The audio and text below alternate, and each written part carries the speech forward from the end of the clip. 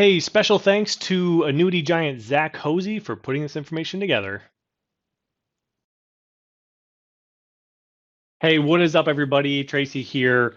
Hey, I wanted to make a quick video explaining some research that I did, and I've done a couple videos on kind of my phone to talk about it, but I think it's easier to kind of visualize it. So what I want to do is I just want to quickly share my screen, and this video is going to be talking about sequence of returns and how that stacks up against the S&P 500 when you compare it to an annuity. Okay, so let me go ahead and share my screen real quick and we will get right into it. So my screen that I share is actually over here. So I apologize if I'm looking over here and you guys are seeing the side of my head. So what this basically is we compared if you were invested in the S&P 500 directly, okay, from 2000 to 2022, and it was costing you 1% to be invested. Okay, these are the returns that the S&P 500 saw. So even if you could invest directly in it and get the exact same returns, which you really can't, you have to invest in like an index fund, which can get pretty close. So even if you could do that, which everybody looks at the S&P 500 as being kind of a staple. Okay, so Warren Buffett came out with a challenge 10 plus years ago, basically said, hey, if you can average better than the S&P 500 over a 10-year period, it'd give you $1 million. Want to know how many $1 million you paid out? Zero of them. Why? Because it's really hard to beat the S&P. Most other funds go up and down with the S&P. Unless you're using funds that have an inverse relationship, then it's kind of hard to time it. So with that, what we're doing is we're simulating that somebody is taking out 5% of their initial investment and they're keeping that, they're basically taking that as a flat amount. So in this case, we're simulating a $1 million investment into the S&P 500 from 2000 to 2022, taking out $50,000 in income from there. What would happen? Well, with a 1% fee, and trust me, the fee actually doesn't make that much of a difference in the strategy, you would actually run out of money in 2016. So you would have 16 years of being able to draw that out, and then you would basically deplete out of there. What this is also showing is it's actually showing sequence of returns. So this is how much return you would need to get back to where your principal was, okay? So in this case, we had a big dip obviously in 2000, 11.14%. And with you taking out 50 grand, you would need 19.25% return to get back to where you were. Next year, 14, this is simulating that. So in 2002, big one, right? We had a 23% loss, plus you took out 50,000, you need 46% to get back to where you were. And then '08 is alarming.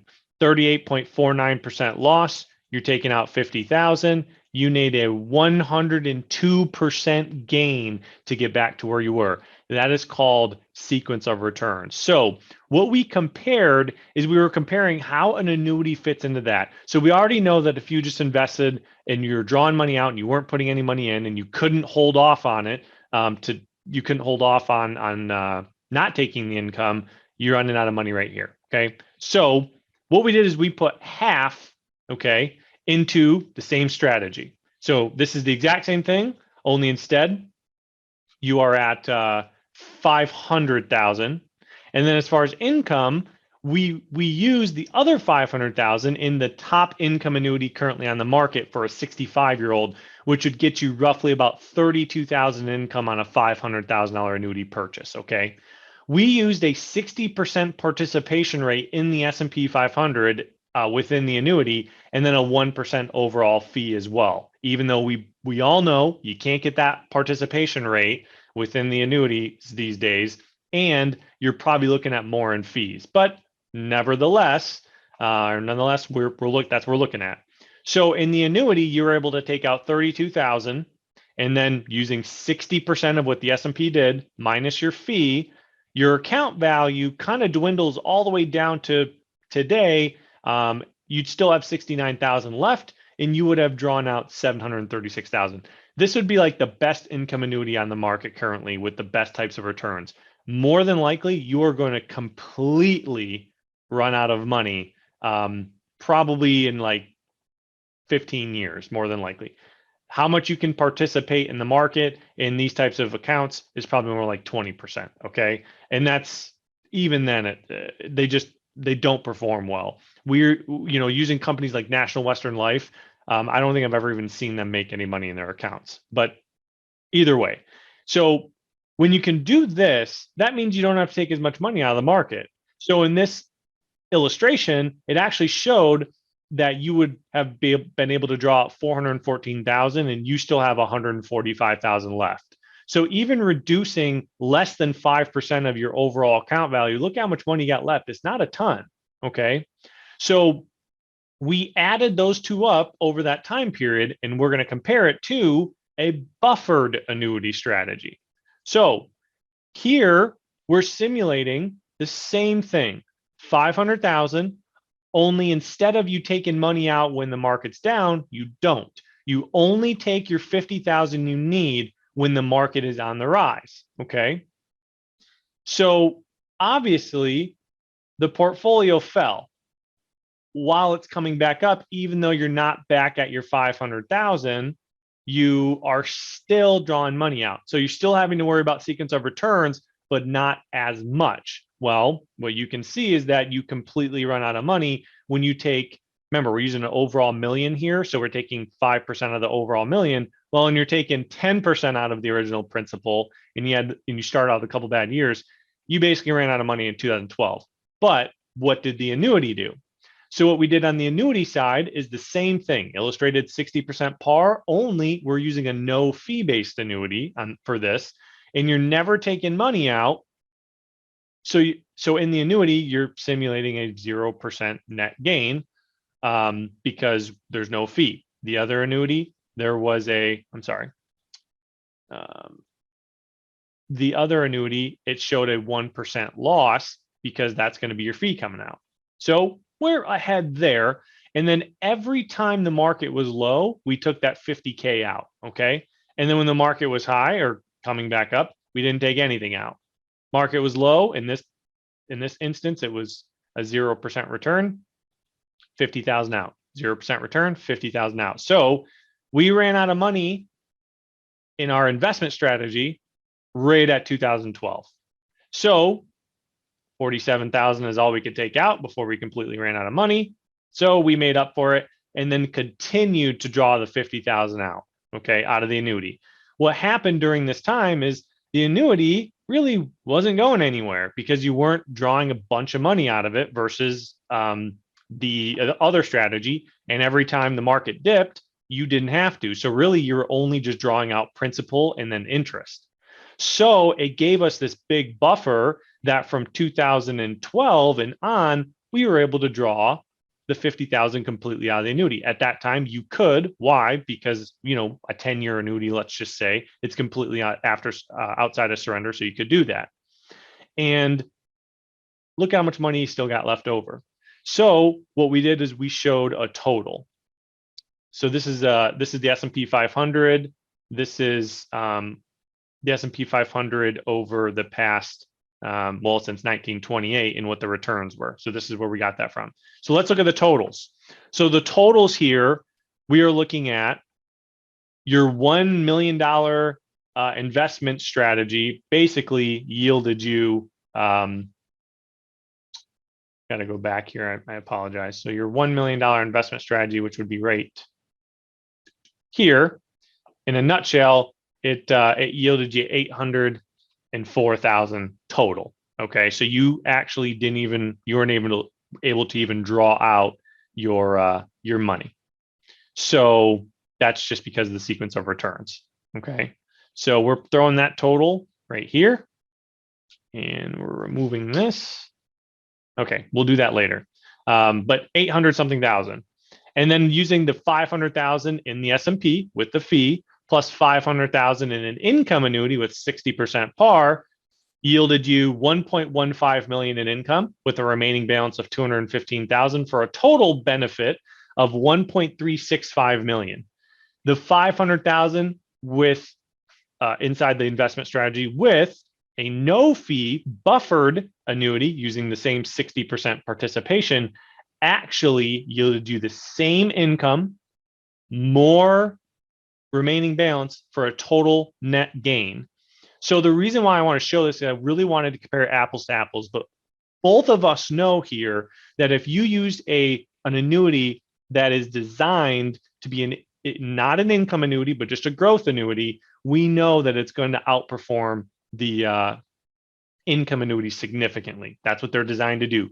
You can even look at hybrid annuities, which we've calculated, where maybe your participation rates is not as high, but your income's not as high. I would use a company like Silac there, or maybe F&G. They're going to be more of a hybrid where they have an income line, but they have pretty good models for growth, and you don't have to pay tons of fees to have it.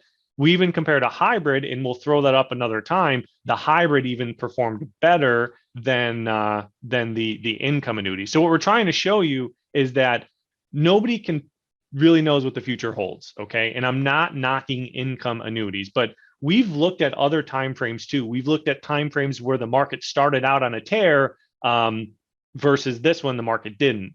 And we could get rid of 2000, 2001, 2002, 2003 and start this entire thing. And what you'll find is that the buffered annuity blows it out of the water. So this is actually the best case scenario for an income-based annuity.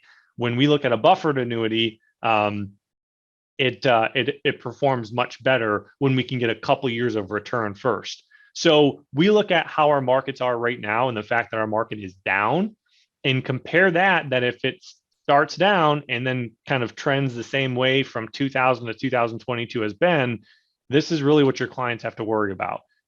Most investment strategies are obviously going to be different than just investing in the S&P 500, but I can almost guarantee you that it's still not going to be a 10-year period or more over the S&P. Nobody really does.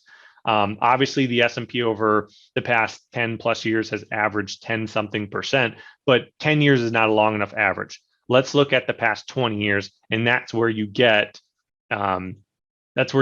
this average. Since 2000 to 2022, the S&P's only averaged 5.71%. That's it. A lot of people don't know that. Now, you take 2022 away, and then you take this away, and you're going to get a lot better average. Actually, we could show you right now that if we did take those away, and let's just say we sum average them, see, now we're at 10.61%. So we took 1, 2, 3, 4 bad years, and there you go. There's your S&P average. But remember, as that average changes and increases, your participation rate is going to be part of that average. So your participation rate is also going to, which means your performance will. So, and that's not counting the fee. So we could go over here, go to the buffered annuity. And we can say, okay, well, let's do the same thing. Let's take this to here, and then let's average that. And now look at that average. Now you have an annuity doing 7%, which is not unheard of. They do exist. And you add another 1.2, 1.3% on top of the annuity compounding over the years, and it's going to change these numbers quite a bit.